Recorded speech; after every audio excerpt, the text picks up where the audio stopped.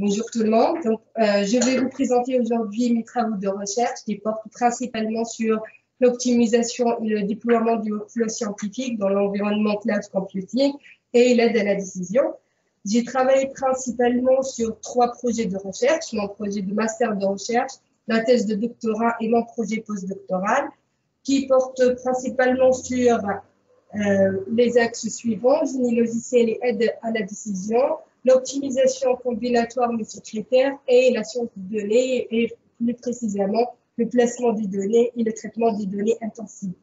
Donc, je vais commencer par projet et expliquer pour chaque projet les contributions et les techniques utilisées.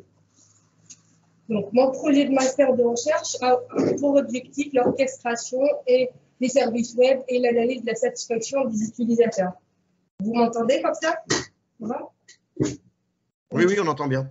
D'accord. Oui, très bien. Très bien. Donc, ma thèse de doctorat portait sur l'ordonnancement et le déploiement des applications scientifiques dans le cloud. Et mon projet postdoctoral a pour objectif l'emplacement des données intensives des workflows dans l'environnement cloud computing. Je vais finir par une synthèse et quelques perspectives. Donc, pour commencer, l'objectif principal de mon projet de master de recherche était comment évaluer le degré de satisfaction d'un utilisateur d'une orchestration de services web, en fait, en partant de l'expression des objectifs intentionnels d'un utilisateur pour une orchestration de services web définie. Donc, dans le cadre de ce projet, il y a une première étape qui permet de décomposer le but principal de l'utilisateur sous forme d'un ensemble de buts élémentaires qui pourraient être satisfaits par des services web concrets. Une deuxième étape est la sélection des services web qui pourraient concrétiser ou réaliser les tâches du processus métier défini. Et la troisième étape, c'est la composition ou l'orchestration, le déploiement de la composition de services définis. Donc, mon travail était surtout sur la dernière partie, comment, à partir de la définition d'une orchestration de services web sous forme d'un fichier BPML, identifier les critères de qualité qui concernent ou qui intéressent un utilisateur final, notamment en termes de temps d'exécution, coût d'exécution et disponibilité de service, évaluer ces métriques de qualité et définir ce qu'on appelle le degré de satisfaction globale de l'utilisateur. Donc, sur un exemple concret, par exemple, pour l'organisation d'un voyage, l'ensemble des services qu'on peut c'est-à-dire services web qui pourraient répondre à ce besoin-là, c'est la réservation de vol, la réservation d'hôtel, la location de voiture, la réservation des excursions, ainsi de suite. Donc, à partir d'un objectif global de l'utilisateur, par exemple, organiser un voyage au moindre coût, on va définir un processus métier constitué de l'ensemble des services web qui pourraient satisfaire ce besoin-là. Et à partir en utilisant ce qu'on appelle le service orchestration, qui pourrait nous donner un ensemble de compositions de services formées de services web concrets. Après, on va passer au déploiement de cette orchestration de services en utilisant, dans ce cas, BizTalk Server, comme on peut utiliser d'autres machines ou moteurs de déploiement de services web. Et notre travail vise à déterminer les valeurs démétriques de qualité définies par l'utilisateur et les évaluer, analyser, c'est-à-dire faire une analyse ascendante sur le modèle de but qui définit les interactions entre les différents services web afin de déterminer un degré de satisfaction globale de l'utilisateur. Donc, les techniques utilisées pour ce projet étaient l'analyse ascendante sur le modèle de but et l'expression des différentes relations entre les buts d'une orchestration de services, l'analyse multicritère pour définir les préférences des utilisateurs et ainsi évaluer et définir son degré de satisfaction, et finalement l'analyse à composante principale afin de déterminer quelques interprétations et générer des recommandations pour les utilisateurs suivants pour mieux les guider dans le choix des orchestrations de services qui permettent de satisfaire leurs objectifs intentionnels.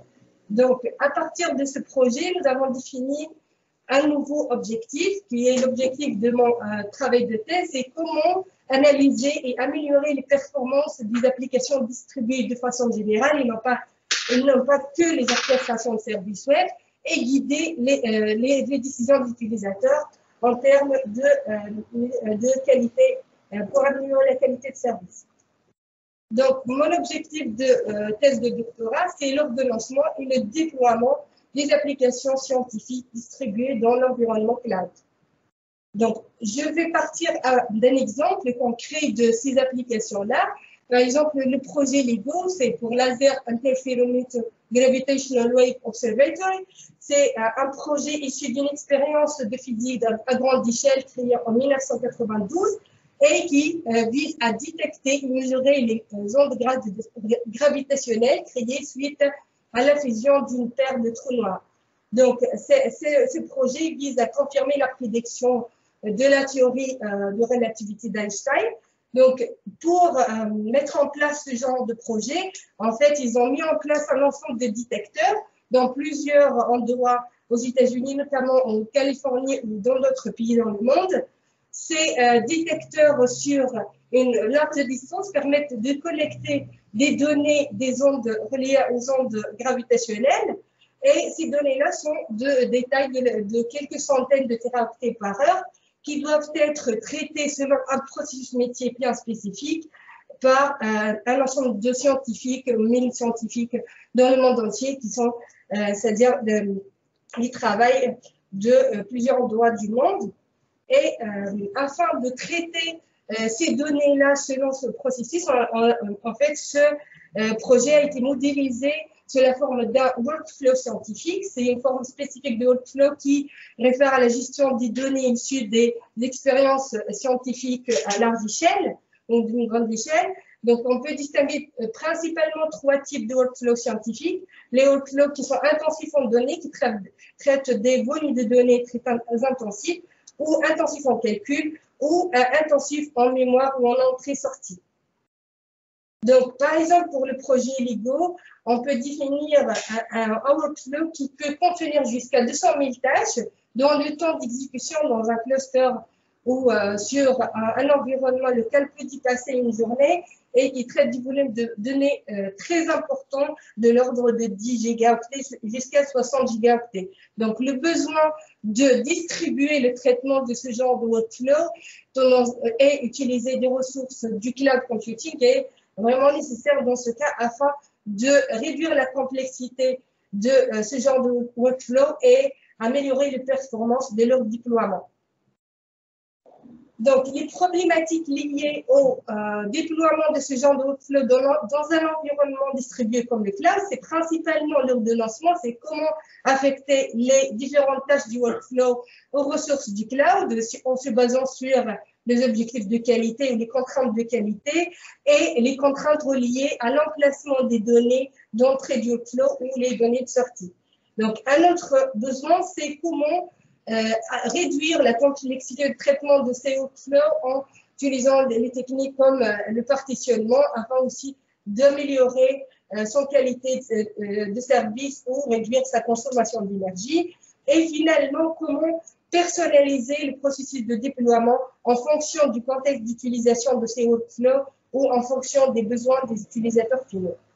Donc, pour commencer, la première contribution était de définir une nouvelle heuristique qui permet d'améliorer ou d'optimiser l'ordonnancement des workflows en se basant sur des critères de qualité ou pour l'optimisation de la qualité de service global, en se basant sur des métriques comme le temps d'exécution, le coût global, la disponibilité et la fiabilité de service. On a modélisé notre problème d'ordonnancement sous la forme d'un problème d'optimisation mono-objectif dans un premier temps, donc qui vise à maximiser la qualité de service global d'exécution du workflow. Et on a résolu ce problème en utilisant une nouvelle heuristique qui est l'heuristique d'optimisation à base d'ICM de chat. Donc, cette heuristique-là, en fait, c'est une méta-heuristique qui partage les mêmes caractéristiques que d'autres algorithmes, comme les algorithmes génétiques et les algorithmes d'optimisation à base d'ICM de particules, sauf que dans ce cas, c'est-à-dire la différence, c'est que à partir de la création d'une population de chats ou de particules, l'évaluation de, c'est-à-dire de sa valeur de fitness, on va distribuer la population de chats en dessous population, une population qui va suivre ce qu'on appelle le seeking mode ou la recherche locale afin d'élargir le spectre de solutions disponibles et chercher une solution locale meilleure. Et le tracing mode, c'est la recherche d'une solution globale et comment améliorer la valeur de la solution globale. Et puis, on redistribue la population des chats afin de rechercher une meilleure solution jusqu'à l'atteinte d'un critère c'est-à-dire d'arrêt, que ce soit le nombre d'itérations ou en termes de qualité de solution trouvée.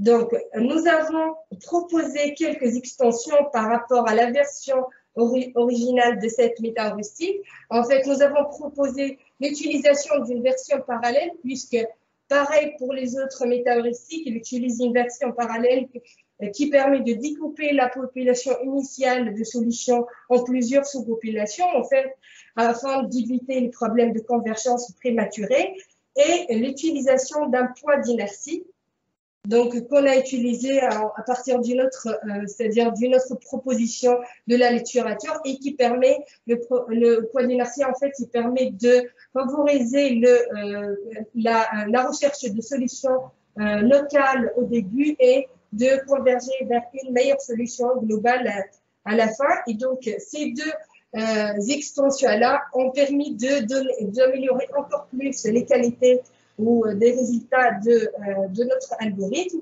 Donc, nous avons testé notre algorithme en utilisant un environnement de simulation, le Webflow Sim, qui permet de simuler l'environnement cloud computing et les activités permettant le déploiement du workflow scientifique dans le cloud. Nous avons comparé notre proposition par rapport à la version initiale de l'algorithme CSO et à l'algorithme PSO, Particle Swarm Optimization, sur trois exemples de workflow scientifiques, c'est-à-dire réels, à savoir le workflow epigenomics qui permet de analyser une séquence d'ADN afin de définir les similitudes entre eux. Et c'est un workflow qui est intensif en calcul. Et le deuxième workflow, c'est pour mesurer les risques de séisme en se basant sur des calculs probabilistes. Et c'est un workflow intensif en mémoire. Et le troisième, c'est le workflow montage, qui est un workflow qui permet d'analyser des données de l'espace et qui est intensif en entrée-sortie. En fait, on a choisi ces trois types de workflow parce que ça définit les trois types, c'est-à-dire les différents types de workflow qu'on a traités. D'accord. Donc, en termes de résultats, en fait, c'est un type de résultats, mais de façon générale, la proposition qu'on a faite, l'algorithme PCSO, permet de générer une solution finale meilleure en termes de qualité de service global de l'exécution de ces workflows-là. Donc, les limites qu'on a pu, c'est-à-dire déceler à partir de cette première approche, c'est que ces algorithmes-là, que ce soit l'algorithme qu'on a proposé ou les autres, sont très coûteux en termes de temps d'exécution, surtout si on augmente la taille du workflow et si on augmente la taille de la population. Et c'est le même constat par rapport aux autres algorithmes. Donc, la solution qu'on a proposée, c'est comment partitionner ces algorithmes afin de réduire la complexité de leur exécution et d'optimiser en même temps la qualité de service global. On a aussi travaillé sur un autre objectif, c'est la réduction de la consommation d'énergie globale de l'exécution du workflow. On a défini un modèle pour la mesure de la consommation d'énergie pour une machine virtuelle pour l'exécution d'une tâche donnée, et puis pour l'exécution de l'ensemble des tâches et pour la communication de données afin... Alors, pardon.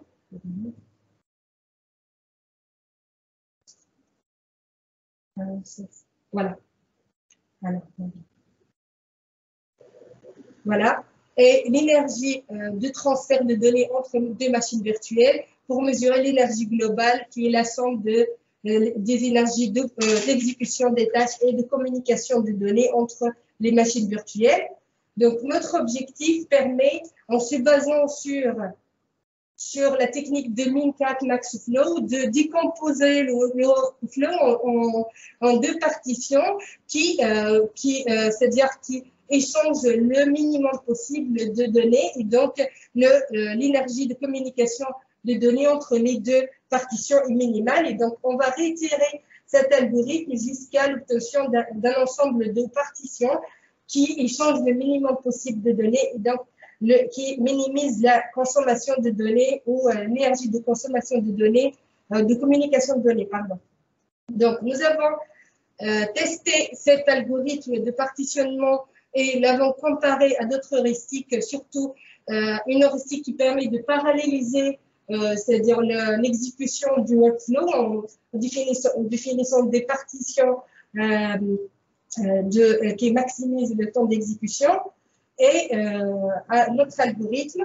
Donc, notre algorithme permet, surtout selon les résultats, d'optimiser la qualité ou d'optimiser l'énergie de communication, surtout pour les workflows intensifs en données, notamment le workflow CyberShake, et d'améliorer l'énergie de communication pour les autres workflows. Par contre, en termes de temps d'exécution, en fait, il ne permet pas d'améliorer le temps d'exécution global, surtout pour les workflows intensifs en calcul, pour lesquels c'est-à-dire une technique de partitionnement qui permet de favoriser le parallélisme d'exécution reste un meilleur choix.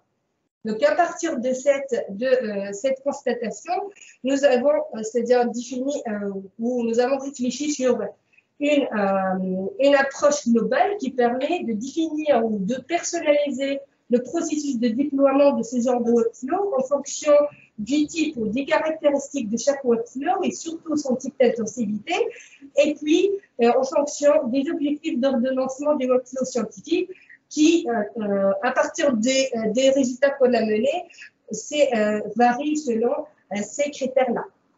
Donc, voilà, le choix de la technique à utiliser dépend du type du workflow et du contexte d'utilisation. Nous avons proposé comme troisième contribution un framework qui est dynamiquement configurable et qui permet le déploiement adaptatif de ces workflows dans un environnement cloud computing. L'architecture globale de notre workflow, c'est ça, c'est-à-dire à partir d'un workflow scientifique d'entrée, on va procéder à la configuration de ce workflow, à la détermination de son type, des objectifs d'ordonnancement. Et cette configuration va nous permettre de définir la technique la plus adaptée pour le partitionnement, l'ordonnancement et l'approvisionnement de ce workflow et donc après de procéder à son déploiement sur l'ensemble de l'environnement cloud computing. Donc, la partie configuration, pour la partie configuration, nous avons proposé un algorithme de regroupement qui est basé sur K-means et qui permet d'identifier la classe du workflow scientifique, que ce soit les intensifs en données, en mémoire ou en calcul, et du coup de procéder, de choisir la technique de partitionnement la plus adaptée. Et après, un choix de reconfiguration dynamique peut être proposé à l'utilisateur final s'il souhaite encore personnaliser le processus de déploiement par rapport à chaque sous-workflow du workflow initial et donc de choisir d'autres techniques de partitionnement ou ordonnancement et ainsi procéder au déploiement du workflow scientifique. Donc, nous avons testé notre algorithme ou notre proposition par rapport à une approche générique, c'est-à-dire dans laquelle le choix des techniques de partitionnement, d'ordonnancement ou d'approvisionnement est proposé par le système, ce qui est le cas pour la plupart des approches ou des frameworks de déploiement du workflow scientifique, et une approche configurable qu'on a proposée. On a défini 4 scénarios dans lesquels les objectifs d'ordonnancement changent et à chaque fois on propose 2 objectifs d'ordonnancement qui comporte des critères qui sont potentiellement conflictuels, tels que le temps d'exécution, l'énergie, la consommation d'énergie ou le temps et le coût d'exécution. Donc, les résultats expérimentaux ont montré que l'approche qu'on a proposée permet d'améliorer nettement les performances d'exécution de ces workflows en termes d'énergie consommée, de temps d'exécution et de coût selon les objectifs définis par l'utilisateur. Donc là, c'est le coût et l'énergie. Donc, mon troisième projet, en fait, c'était aussi une extension de ce qu'on a déjà fait dans mon travail de thèse, mais cette fois, on se focalise plus sur les données du workflow scientifique, qui sont parfois des données très intensives de l'ordre des gigaoctets, et donc comment optimiser l'emplacement de ces données qui peut potentiellement affecter la qualité d'exécution de ce workflow dans l'environnement cloud.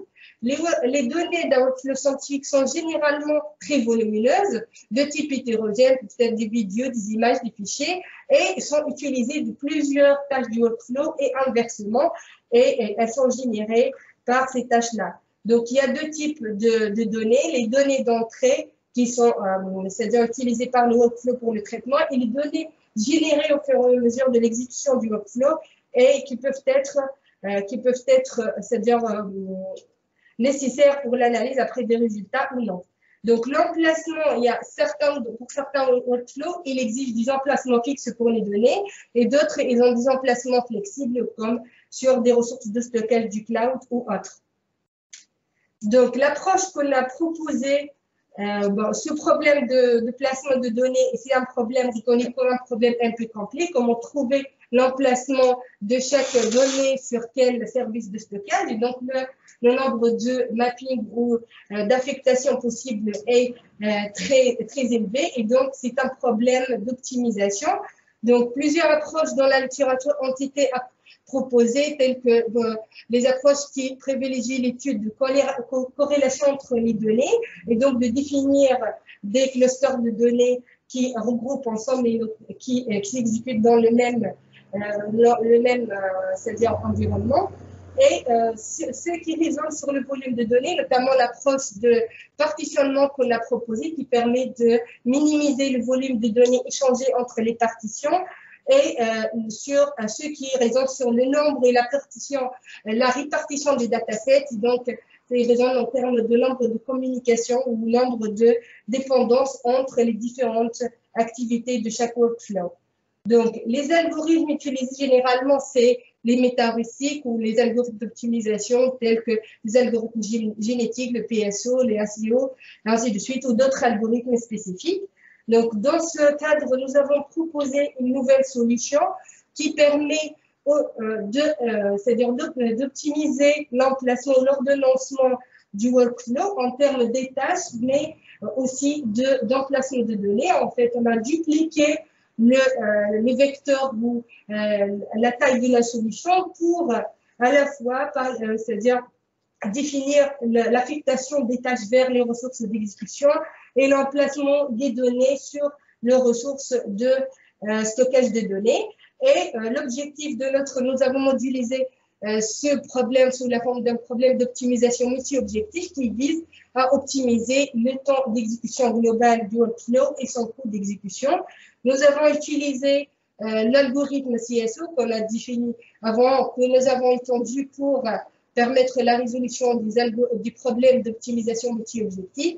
Et comme cas d'application, nous avons utilisé le workflow Lego que j'ai présenté au début de cette présentation. Les résultats qu'on a eu, c'est montre que l'algorithme utilisé fournit beaucoup plus de solutions qui sont meilleures en qualité en tant que nombre par rapport à d'autres algorithmes tels que le MPSO ou Multi-Objective Particle Swarm Optimization. Donc aussi, il permet aussi de donner de meilleurs résultats moyens pour le temps d'exécution et le coût d'exécution du workflow pour les c'est-à-dire les 3 instances de workflow qu'on a pu tester. Donc, en conclusion, nous avons, tout au long de mes travaux de recherche, j'ai pu effectuer une étude comparative sur les approches d'ordonnancement. J'ai proposé un algorithme d'ordonnancement de workflow scientifique dans le cloud et un algorithme de partitionnement qui permet de minimiser la consommation d'énergie. J'ai proposé également un framework dynamiquement configurable pour le déploiement adaptatif de ce workflow dans l'environnement cloud et j'ai évalué à chaque fois mes travaux par rapport en se comparant d'autres travaux de la littérature. Donc, en perspective, en fait, à ce travail-là, c'est pourquoi pas, en fait, on ne considère pas les équipements du fog computing qui englobent tout ce qui est équipement mobile, tels que les smartphones, les tablettes, et les équipements du edge computing tels que les routeurs, afin de faciliter le traitement de données de ce genre de workflow à proximité des utilisateurs, vu que ces périphériques-là sont de plus en plus utilisés et selon une dernière statistique du Cisco, le nombre d'équipements du fog et du edge computing est de l'ordre de 50 milliards d'équipements dans le monde entier en 2020. Comparément à quelques milliers d'équipements du cloud computing. Et donc, ce genre d'équipement permet de traiter les données à proximité des utilisateurs, de réduire le coût du stockage, puisque le coût de ces équipements est beaucoup moins cher que celui des équipements cloud, et une prise de décision plus rapide, notamment dans le cadre des applications qui traitent les données en temps réel.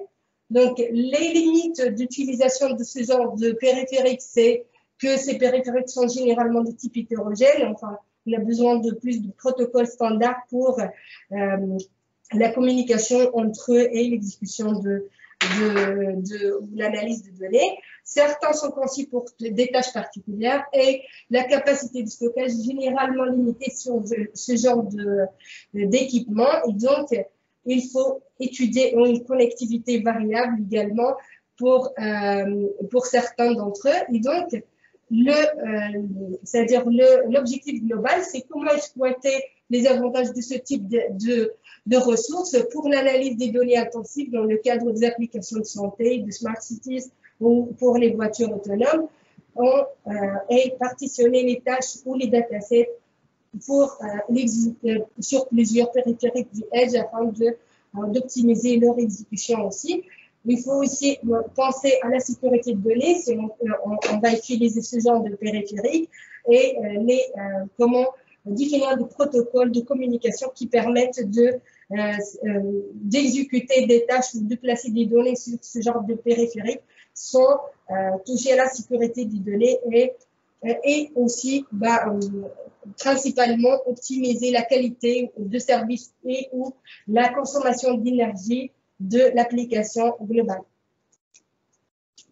Donc, une autre perspective, c'est comment intégrer les méthodes de machine learning pour améliorer les performances d'exécution de workflows scientifiques. Des approches ont été proposées récemment permettant de prédire les besoins d'exécution de chaque workflow en termes de ressources de calcul ou de placement de données et donc de définir des stratégies dynamiques qui permettent à chaque fois d'adapter l'environnement d'exécution aux besoins du workflow scientifique.